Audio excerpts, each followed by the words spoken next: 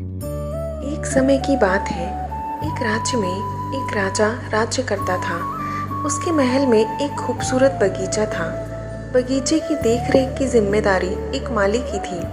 माली पूरा दिन बगीचे में रहता और पेड़ पौधों की अच्छे से देखभाल करता था। राजा माली के कामों से बहुत खुश था।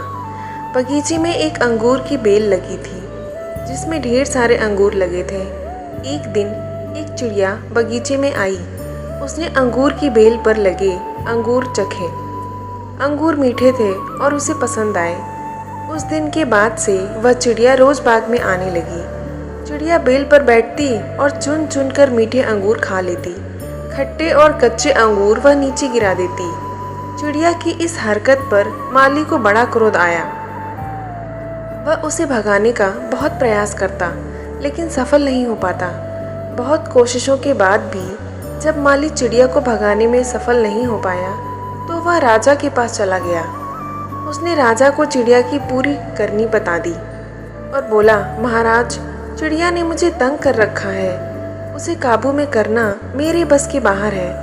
अब आप ही कुछ करें। राजा ने खुद ही चिड़िया से निपटने का निर्णय किया।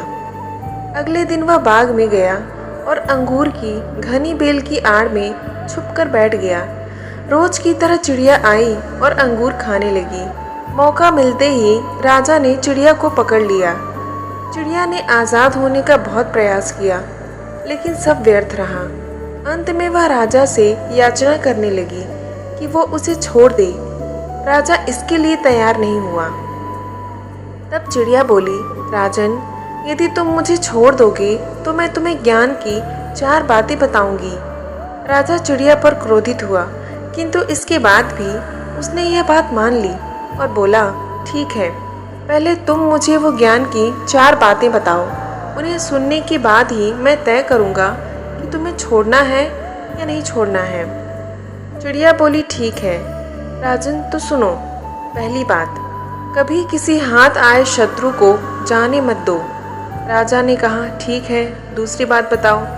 चिड़िया बोली, दूसरी बात यह है कि कभी किसी असंभव बात पर यकीन मत करो। राजा ने कहा, बहुत बढ़िया, अब तीसरी बात बताओ। चिड़िया बोली, तीसरी बात यह है कि बीती बात पर कभी पछतावा मत करो।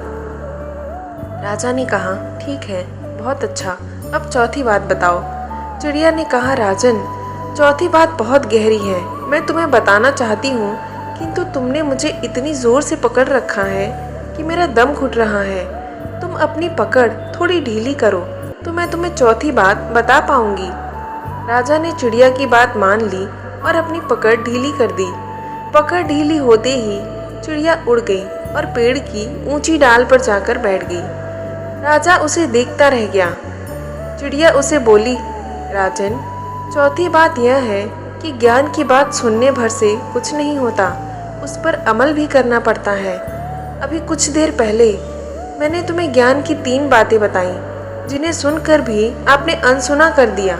पहली बात मैंने आपसे ये कही थी कि हाथ में आए शत्रु को कभी मत छोड़ना, लेकिन आपने अपने हाथ में आए शत्रु यानी कि मुझे छोड़ दिया।